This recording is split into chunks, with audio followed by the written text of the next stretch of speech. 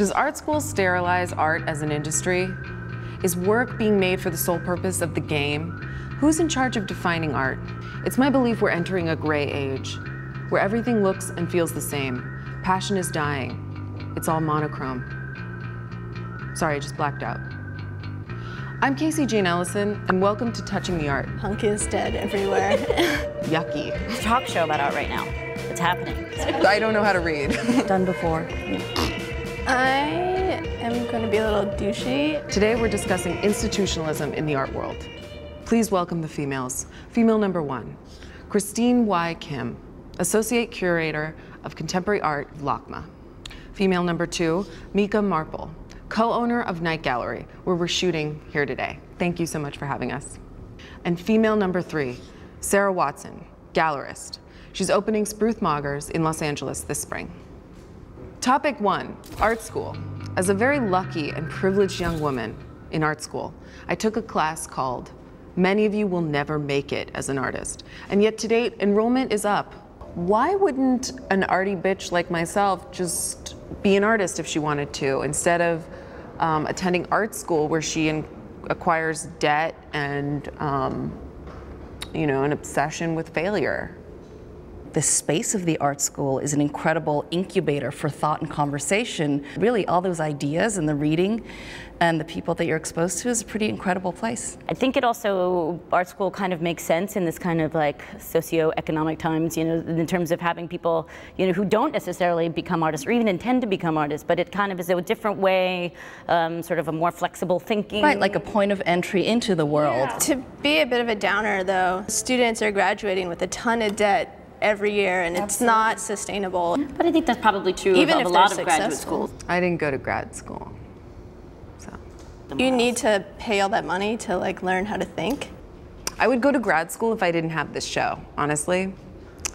I love art, which is why I went to art school. But the one complaint I have is that I felt that it wasn't that punk. Sorry.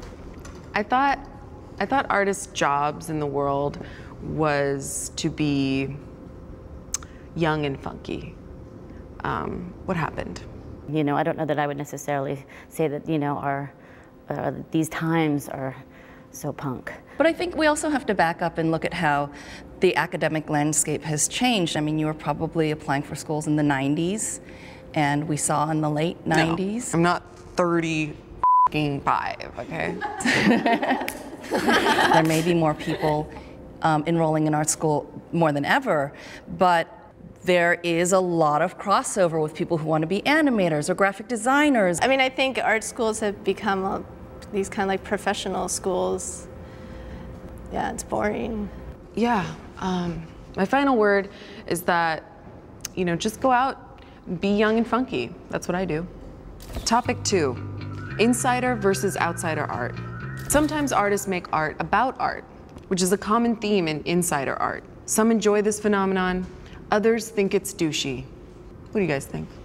Everything is up for grabs in terms of what art can be about, so why not art about art? Even just the terms, I find slightly unsettling because I just think that there are just so many different ways to be an artist and either characterize yourself or... There are many artists out there who didn't go to art school, and they may not be in Mocha's collection or MoMA's collection, or they might be. And let's not forget that also the greatest, perhaps, you know, untrained artist is Jean-Michel Basquiat, who in New York at the time, you know, kind of giving us this image of what the you know, the punk, the rebel, the dropout artist can do. I am going to be a little douchey and think that there's validity in the terms. Basically, one implies being contextualized within an art world, but the truth is we're like validating these terms all the time with our decisions and supporting the institutions that propagate these, you know, terms implicitly. There are many instances in which the terms can be diffused or are not applicable when you think about Mark Bradford, who worked in a hair salon and went to CalArts when he was in his later 30s, or Henry Taylor. I think also this image, and a lot of artists of color sort of get lumped into this, oh, she doesn't know what she's doing, it's outside art. So this kind of catch-all term, I completely get it as this wider term, and some people say outlier or whatever the term might be, but there are many slippages there, and I think that there's then someone who can sort of either go back or enter in a different, through a different door. Please describe some examples of insider art, and let's discuss the quotient of douchiness. What, like balloon dogs, Campbell's soup? You mean like if I made a painting of Campbell's soup? Or the well, original? probably because you would be quoting Andy Warhol. Right, that would be really douchey. That would be art about art. Exactly. Wouldn't it? What if the person who's making it is naively doing it, has no idea who Warhol is?